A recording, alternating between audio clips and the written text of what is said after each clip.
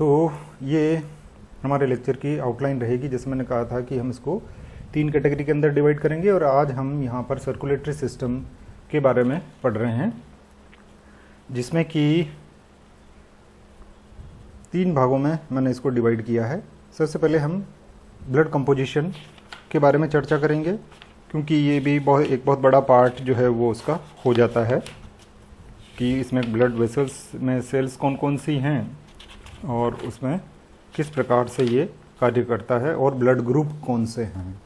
Okay, तो परिसंचरण तंत्र जो है वो एक बहुत महत्वपूर्ण तंत्र है। ये विभिन्न ऊतकों के मध्य आवश्यक पदार्थों के विनिमय का कार्य करता है। इसके अतिरिक्त ये शरीर में जो हमारे जो अंग हैं उनको आवश्यक पदार्थ उपलब्ध कराता है। और 2 चीज़ें इसके अंदर होती है, एक तो आपका सर्कुलेटरी फ्लूइड, दूसरा वेसल्स या वाहिनियाँ जिनसे कि ये पहुंचाता है। आपने पहले पढ़ा है यूनिसेलुलर ऑर्गेनिजम्स जैसे अमीबा, पैरामीशियम, इनमें सर्कुलेटरी सिस्टम नहीं होता है। क्यों? क्योंकि इनकी जो बॉडी है वो एक सिंगल सेल की बनी हुई है और वो वातावरण और शरीर के मध्य पदार्थों का जो विनिमय है वो सीधे कोशिका की सतह के द्वारा हो जाता है।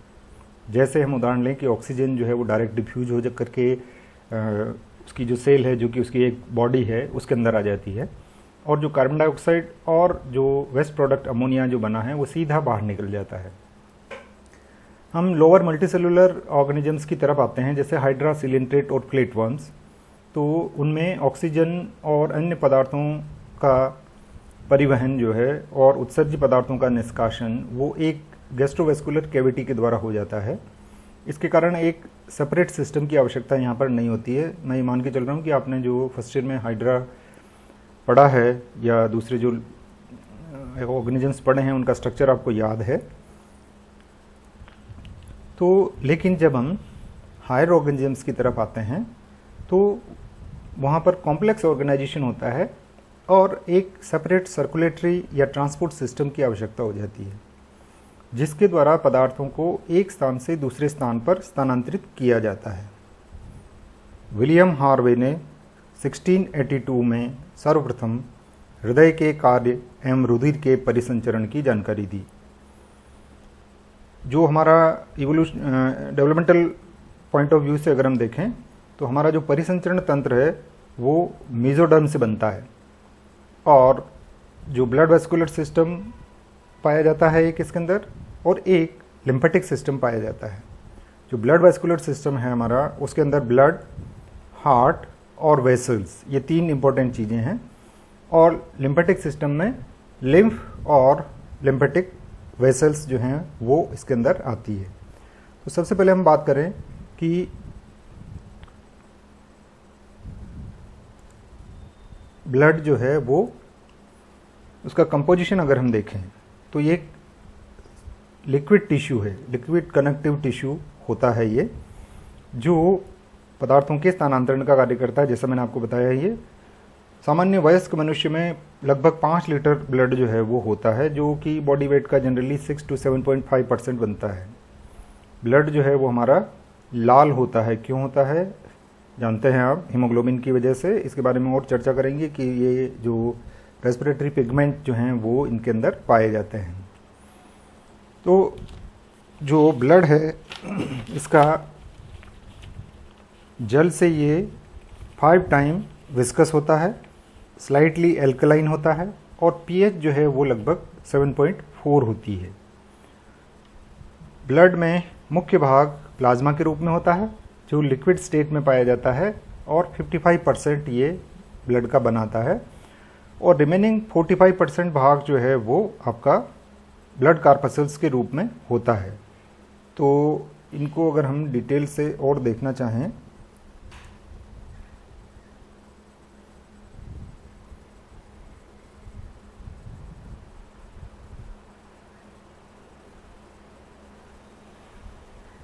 चलिए इसके बारे में हम बाद में बात करेंगे। अभी जो हमारा चल रहा है कि सबसे पहले हम बात करते हैं ब्लड कार्पसल्स की। ब्लड कार्पसल्स जो है, जैसा हमने कहा था कि ये 45% बनाती है भाग टोटल ब्लड वॉल्यूम का। और रिमेनिंग 55% क्या होगा, प्लाज्मा होता है। तो इसमें 3 मुख्य प्रकार की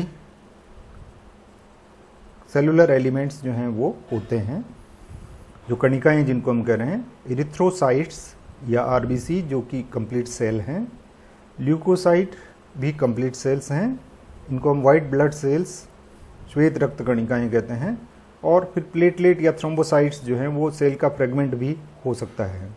ये एक प्लाज्मा के अंदर सस्पेंडेड फॉर्म में रहते हैं। तो 45% जो है वो आपका ये हो जाता है, और जो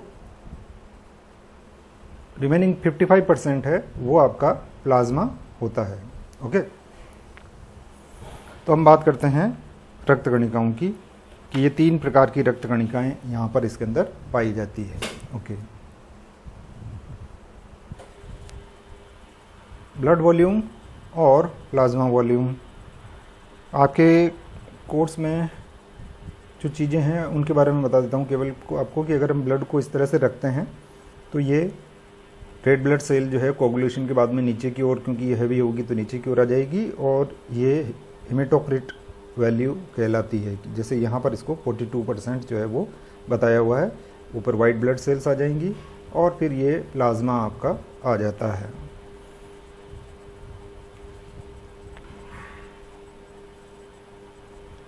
इसमें प्लाज्मा पहले ले लिया है, हम पहले इरिथ्रोसाइट्स की बात करते हैं, आरबीसी की। कि आरबीसी जो है वो क्या फंक्शन करती है, कि हीमोग्लोबिन का ट्रांसपोर्ट करती है, जो कि ऑक्सीजन ले जाता है। इसमें कार्बोनिक एनहाइड्रेज हो जाता है, प्रेजेंट होता है, और ये हीमोग्लोबिन की उपस्थिति की वजह से एसिड बेस बफर का काम करती है। अब आरबीसी होती किस प्रकार की है, इसको अगर हम देखें तो ल्यूवेनहॉक ने सबसे पहले इनको 1764 में एक छोटे गोलाकार कणों के रूप में देखा था। ये सभी कशेरुकियों के शरीर में पाई जाती है।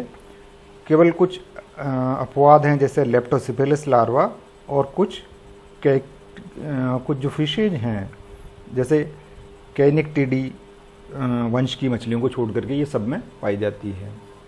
और कुछ इन्वर्टिब्रेट्स जैसे ग्लाइसीरा, फोरेनिस और थियोन में भी रेड ब्लड सेल्स जो हैं वो होती हैं। शेप की अगर हम बात करें इसको, तो इसका शेप जो है वो वर्टिब्रेट्स में ओवल, बाइकॉन्वेक्स और न्यूक्लिएटेड होती है।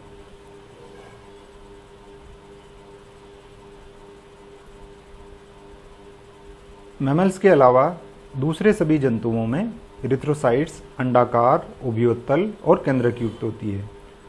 स्तनियों में जब ये मैच्योर हो जाती है तो सर्कुलर, बाइकॉन्केव और नॉन न्यूक्लिएटेड होती है। मैमल्स में 2 उदाहरण ध्यान रखिए, ऊंट और लामा, इनमें ये न्यूक्लिएटेड होती है। तो केंद्रक जब इसमें नहीं होगा तो इसमें अधिकांश मात्रा में हीमोग्लोबिन जो है वो स्टोर करके और रखा जा सकता है।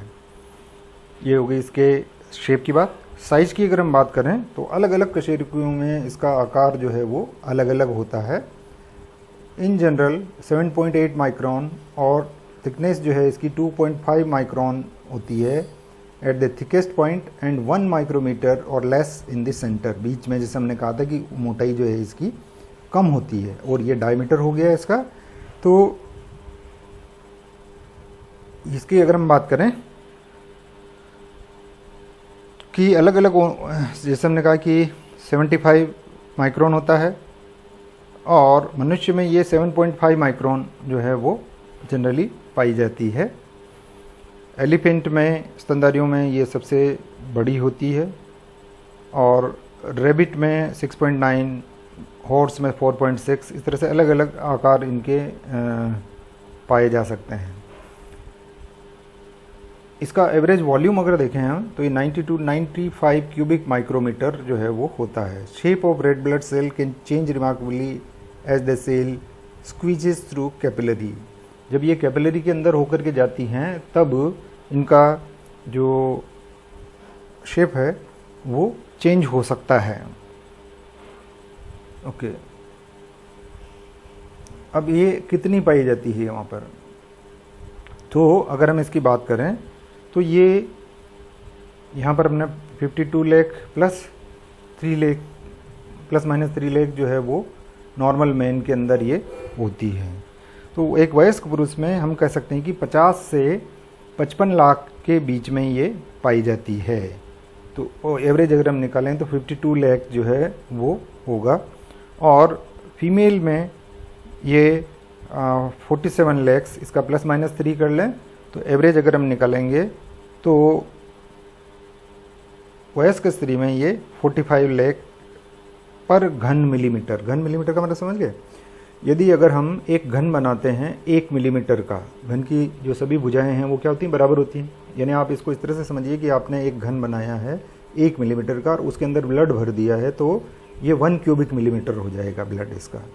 और उसके अंदर 45 लाख आरबीसी फीमेल में और 50 से 55 लाख जो है वो मेल के अंदर ये पाई जाती है। इनको आप प्रैक्टिकल में भी करके देखेंगे। हीमोसाइटोमीटर जो होता है, साइली हीमोमीटर, उसके द्वारा हम यहाँ पर हीमोग्लोबिन नापेंगे और जो साइटोमीटर है उससे हम इनकी संख्या भी ज्ञात करेंगे, आरबीसी की और डब्ल्यूबीसी की। ये आपके प्रैक्टिकल में है। तो जन्म के समय पर मनुष्य में, बच्चों में आरबीसी जो है बहुत अधिक मात्रा में पाई जाती है। लगभग 68 लाख पर घन मिलीमीटर में एरिथ्रोसाइट पाई जाती है और 5 साल की उम्र में ये संख्या जो है वो 50 लाख तक आ जाती है। ओके, हाई एल्टीट्यूड में यानी ऊंचाई पर, पहाड़ों पर रहने वालों में के अंदर आरबीसी का नंबर जो है वो ज़्यादा होता है, इसलिए उनका हीमोग्लोबिन परसेंटेज जो है वो भी ज़्यादा होगा। इसके कारण से हीमोग्लोबिन जो है वो ज़्यादा होता है। आरबीसी जो हैं ये have ability to concentrate haemoglobin in the cell fluid up to about 34 grams in each 100 millilitre of cell. अगर आप 100 मिलीलीटर सेल्स लेते हैं, 100 मिलीलीटर वॉल्यूम लेते हैं, तो उसके अंदर 34 ग्राम जो है आपको हीमोग्लोबिन जो है वो मिल सकता है। ओके, अब हीमोग्लोबिन की जो मात्रा है ह्यूमन बींग्स में 15 ग्राम 100 मिलीलीटर में और फीमेल में 14 ग्राम पर 100 मिलीलीटर होती है। 1.3 मिलीलीटर ऑफ ऑक्सीजन ले जा सकता है 1 ग्राम और नॉर्मल मेन में 20 मिलीलीटर ऑफ ऑक्सीजन कैरी की जा सकती है 100 ml ब्लड के द्वारा और फीमेल में 19 मिलीलीटर ऑफ ऑक्सीजन जो है वो कैरी की जा सकती है। ये कुछ इन्फॉर्मेशन है। ओके, अब हीमोग्लोबिन की जो हम बात कर रहे हैं यहाँ पर, अगर लाल रक्त कणिकाओं के नंबर में कमी आ जाती है तो आपका हीमोग्लोबिन परसेंटेज जो है वो कम हो जाएगा और इसको एनीमिया कहा जाता है। फीमेल्स में जनरली प्रेगनेंसी के टाइम पर और मेंस्ट्रुएशन के समय पर कणिकाओं की संख्या सामान्य से अधिक आने लग जाती है। इसको पॉलीसाइथीमिया कहा जाता है। पॉलीसाइथीमिया। एरिथ्रोसाइट का स्ट्रक्चर मैंने आपको बता दिया है और अगर हम इसका ये देखें कि इसका फॉर्मेशन कहाँ होता है, इसके अंदर हीमोग्लोबिन होता है ना, जो कि इस तरह से उसके अंदर रहेगा। हीमोग्लोबिन का स्ट्रक्चर जो है वो आपने पहले पढ़ा हुआ होगा। नहीं तो क्योंकि हम यहाँ पर हमारा मेन वो उसके अंदर नहीं है, तो आपने देखा होगा कि ये इसके अंदर हीम है और ये पॉलीपेप्टाइड चेन है, 1, 2, 3 और 4 पॉलीपेप्टाइड चेन है और बीच में आपका हीम जो है वो इसके अंदर पाया जाता है। इसके अंदर क्या होगा कि 4 आयरन एटम जो हैं वो रिवर्सिबली कंबाइंड होते हैं विथ 1 मॉलिक्यूल ऑफ ऑक्सीजन और 1 मॉलिक्यूल जो है वो 4 ऑक्सीजन को ले जा सकता है। 98.5% of the oxygen is carried in the blood is bound to haemoglobin और आयरन की वजह से हीमोग्लोबिन जो है वो एक हमारा पिगमेंट ये होता है और ऑक्सीजन इससे लूजली जुड़ी हुई रहती है जिससे कि वो आसानी से वापस सेपरेट हो सकती है। अभी हमने कहा था कि 4 इसमें चेन होती है, अल्फ़ा, बीटा, गामा और डेल्टा चेन्स। एडल्ट्स में हीमोग्लोबिन ए 2 अल्फ़ा और 2 बीटा चेन्स होती हैं। जब सिकल सेल एनीमिया हो जाता है यहाँ पर, तो एबनॉर्मेलिटी हो जाएगी इन बीटा चेन्स के अंदर से, और उसके कारण से हीमोग्लोबिन की मात्रा जो है वो कम उसके अंदर हो जाती है। आयरन जो है वो प्लाज्मा से ट्रांसफेरिन के फॉर्म में आ जाता है, और सेल साइटोप्लाज्म में ये फेरिन के रूप में रहता है, और स्मॉल क्वांटिटी जो इनसॉल्युबल होती है वो हेमोसेडिटरीन के रूप में रहती है। तो एनीमिया के बारे में बात कर रहे थे हम यहाँ पर कि red cell that contain much less haemoglobin than normal, तो उसको हाइपोक्रोमिक एनीमिया कहा जाता है। इतना डिटेल में आपको ज़रूरत नहीं है यहाँ पे। जब इनकी डेथ हो जाती है या जैसे ओल्डर सेल्स होती है नष्ट हो जाती है, तो ये मोनोसाइटिक मैक्रोफेज सेल्स जो है वो इनको इंजेस्ट कर लेती हैं, और ये आयरन जो है वो फेरिटीन पूल के अंदर चला जाता है, जो कि नए हीमोग्लोबिन के बनने के काम में वहाँ पर आता है। लाइफ स्पान अगर हम देखें आरबीसी का, तो ये 120 डेज का होता है, और इनमें न्यूक्लियस नहीं होता है, इसलिए हम, क्योंकि न्यूक्लियस जो है वो कंट्रोल सेंटर होता है सेल का, और इसके अंदर न्यूक्लियस नहीं है। माइटोकॉन्ड्रिया और ईआर भी इसके अंदर नहीं होती है। यानी आप अगर देखें इसको, तो हम ये कह सकते हैं कि ये डेस्टाइन्ड टू डेथ सेल हैं, कि ये बनी ही मरने के लिए है ना। तो इसके अंदर साइटोप्लाज्मिक एंजाइम होते हैं जो कि ग्लूकोज को मेटाबोलाइज करते हैं और एटीपी बनाते हैं। ऊर्जा जो है वो उनको इस फॉर्म में मिलती है, क्योंकि अगर आप देखिए कि सेल के अंदर न्यूक्लियस, माइटोकॉन्ड्रिया और एंडोप्लाज्मिक रेटिकुलम आ जाएंगे, तो उसके अंदर जगह कम रह जाएगी और हीमोग्लोबिन जो है वो कम स्टोर होगा।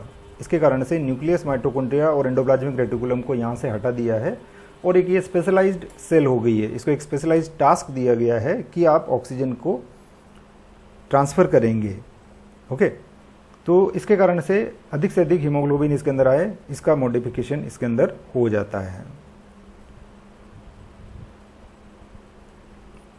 अब जब ये इनका हम कह रहे थे कि ये स्प्लीन के अंदर इनका डिस्ट्रक्शन होता है, ग्रेवयार्ड कहते हैं हम इनको आरबीसी की स्प्लीन को, और हीमोग्लोबिन जो है मैक्रोफेजेज इसको ले जाती हैं।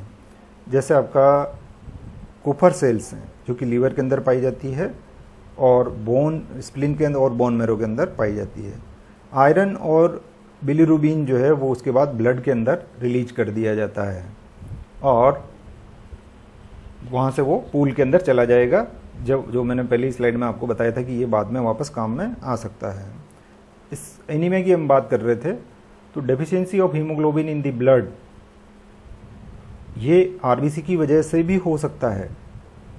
एक होता है आपका ब्लड लॉस एनीमिया, कि बहुत अधिक मात्रा में ब्लड जो है उसका लॉस हो गया। एक माइक्रोसिस्टिक हाइपोक्रोमिक एनीमिया, जिसमें मैंने आपको कहा था कि जो बीटा चेन है उसके अंदर डेफिशिएंसी आ जाती है। एक होता है एप्लास्टिक एनीमिया, और एक होता है मेगेलोप्लास्टिक एनीमिया। तो ये 4 इसके प्रकार हैं। आगे देखिए आप, हीमोलाइटिक एनीमिया, ये हेरिडिटरी होता है। हेरिडिटरी स्पिरोसाइटोसिस कहते हैं हम इसको। एक होता है सिकल सेल एनीमिया, जिसमें कि वो हंसिए के आकार की हो जाती है, जिसके कारण से इसके अंदर हीमोग्लोबिन की मात्रा जो है वो कम हो जाती है। इसको सिकल सेल क्राइसिस जो है वो कहा जाता है। देखिए यहाँ पर ये हंसिया यानी दरांती कहते हैं जिसको अपन, है ना, जैसे घास और ये चारा वगैरह काटते हैं उसके शेप का ये यहाँ पर हो जाता है। एक इरिथ्रोब्लास्टोसिस फिटेलिस है, इसके बारे में भी हम बाद में डिटेल में और चर्चा करेंगे, कि RH positive red blood cell foetus के अंदर हो और RH नेगेटिव जो है मदर हो, तो उसके कारण से उसकी जो RH पॉजिटिव हैं वो अटैक होती है। ये एनीमिया का एक कारण है, और ये कार्डियक आउटपुट बढ़ा देता है। और एनीमिया जो है वो, इसके बारे में इरिथ्रोब्लास्टोसिस फिटेलिस के बारे में हम बाद में चर्चा करेंगे।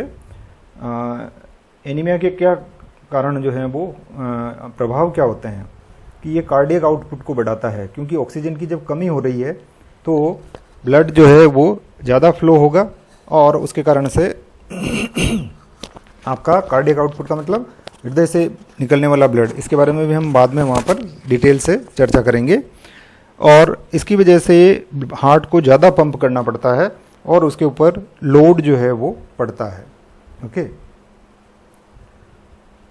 Polycythaemia, too little oxygen in the breath air, ये हाई एल्टीट्यूड के ऊपर होता है, उसके कारण से नंबर ऑफ आरबीसी जो है वो बढ़ती है। ओके, पॉलीसाइथीमिया, पॉलीसाइथीमिया वेरा या इसको इरिथ्रीमा कहते हैं, जेनेटिक होता है।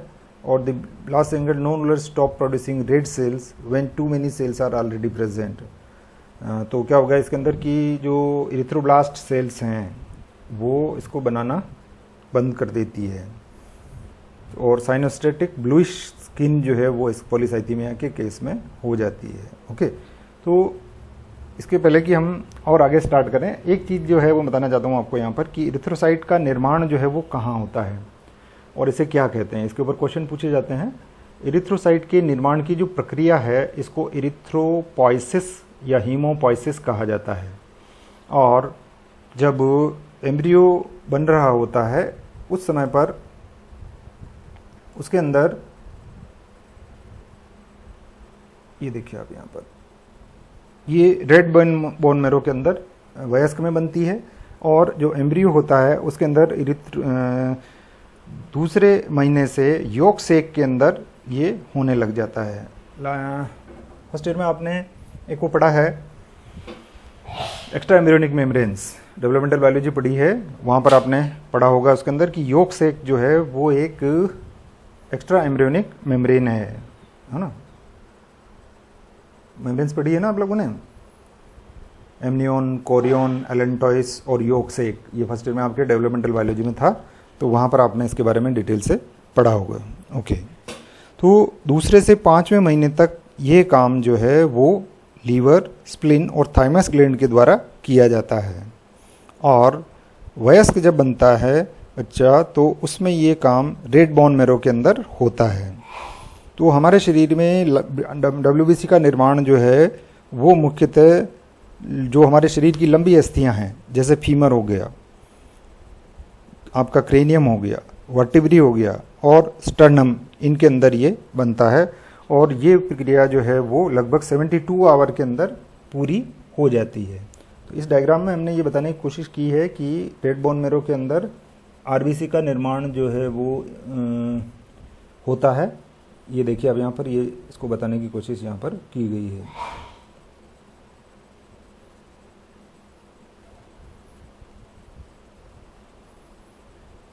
ओके, इसके जो स्टेजेज हैं वो मैं थोड़ा सा आपको डिस्क्राइब कर देता हूँ कि किस प्रकार से